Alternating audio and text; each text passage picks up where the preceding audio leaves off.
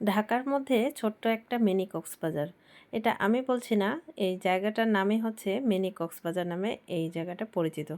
আর এটা হচ্ছে ঢাকার কোনাপাড়ায় অবস্থিত। খিলগাঁও পার হয়ে তারপরে মাতুয়াইল রোডের মধ্যে এই কোনাপাড়াটা অবস্থিত।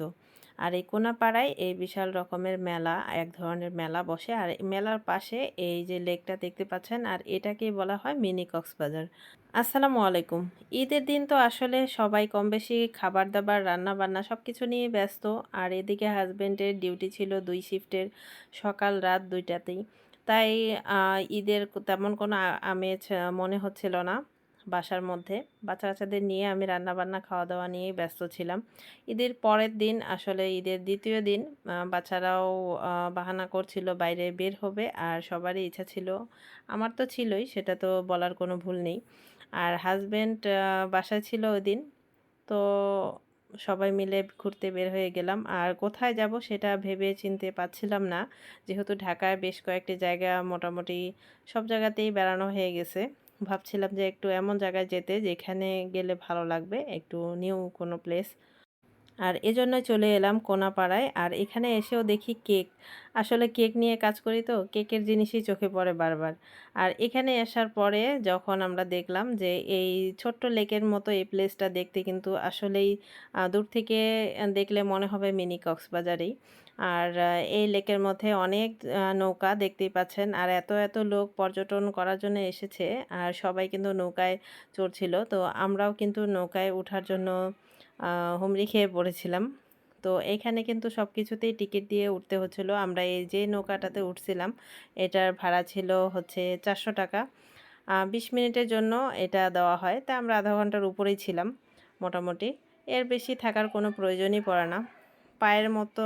পায়ের মধ্যে প্যাডেল দিয়ে এই নৌকাটাকে চালানো হয়। এটার নাম কি জানি না। অবশেষে আমিও একটু ট্রাই করলাম, দেখতেই পাচ্ছেন উল্টা পাশে প্যাডেল দিয়ে ট্রাই করছিলাম। আর লেকের মাঝখানে এরকম সাঁকোর মতো তৈরি করে দেওয়া হয়েছে, যেন সবাই মাঝে বরাবর পর্যন্ত গিয়ে এটাকে উপভোগ করতে পারে। উপর থেকে কিন্তু এটা বেশি সুন্দর লাগছিল, চারিদিকে পানি সেটা দেখা যাচ্ছিল।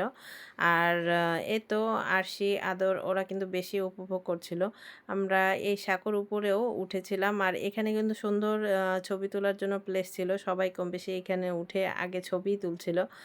আর এই তো চারিদিকটা দেখতেই পাচ্ছেন, লেকের চারিদিকটা।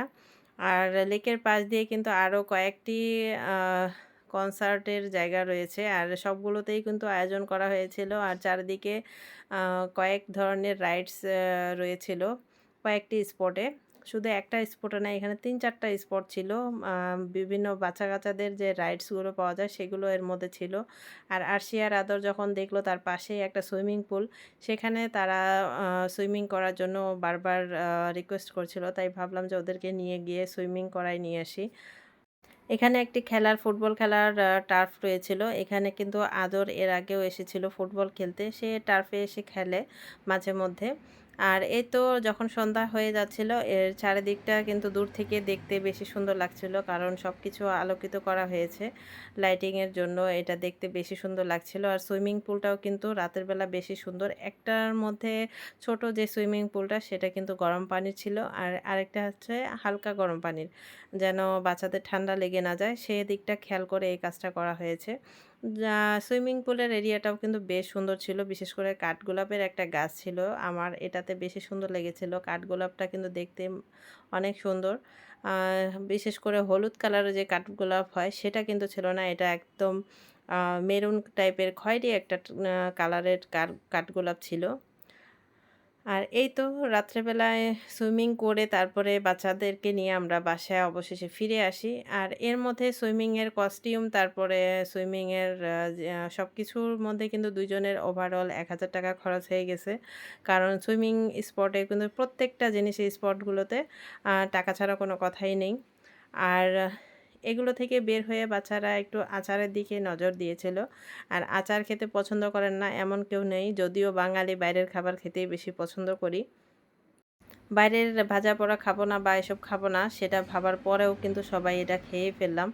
আর বাচ্চারা কিন্তু বিশেষ করে আরশি আচারটা বেশি পছন্দ করে। আর এদিকে কিন্তু মুড়ি মুড়কি মিঠাই এসব কিছু উঠেছিল। তারপরে বার্গার উঠেছিল, বাচ্চারা কিন্তু বার্গারও খেয়েছিল।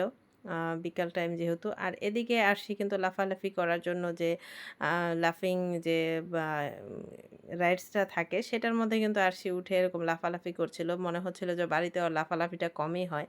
আসলে বাচ্চা-কাচ্চারা বাসায় এত লাফালাফি করে তারপরেও যদি বাইরে গিয়ে এই খেলার জন্য লাফালাফির স্পট চুজ করে তখন কেমন মনে হয়? আর এদিকে কিন্তু আমি মেলার মধ্যে গেলে সবসময় নাগরদোলায় উঠতে পছন্দ করি।